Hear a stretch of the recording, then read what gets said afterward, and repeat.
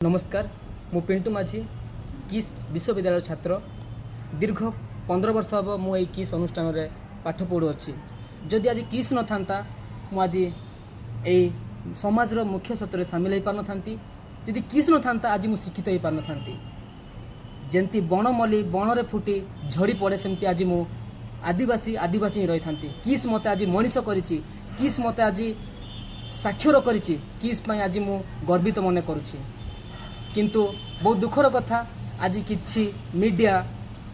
OTV एवं अर्घ्यस news channel मिसी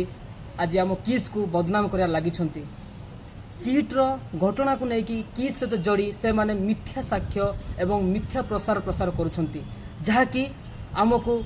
बहुत निंदनीय कथा एवं आम बहुत दुखदर कथा। तेणु मु एक कथा कहवाई चाहे जदि आम आदिवासी माने जदि शिक्षित हेले अन्य माने सही पार ना जहाँपाई कि आज एमती आमको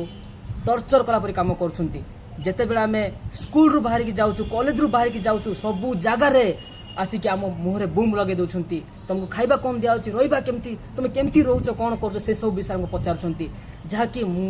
मिथ्या गुजब सब आज प्रसारित हो चली सारा भारत ना सारा पृथ्वी रे आज दीटा चैनल आज किट एवं किस बदनाम होबार लगी। तेणु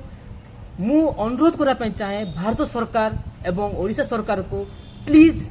ए दीटा न्यूज चैनल प्रति ओटीवी एवं अर्घस प्रति दृढ़ कार्यानुष्ठान नहीं कि से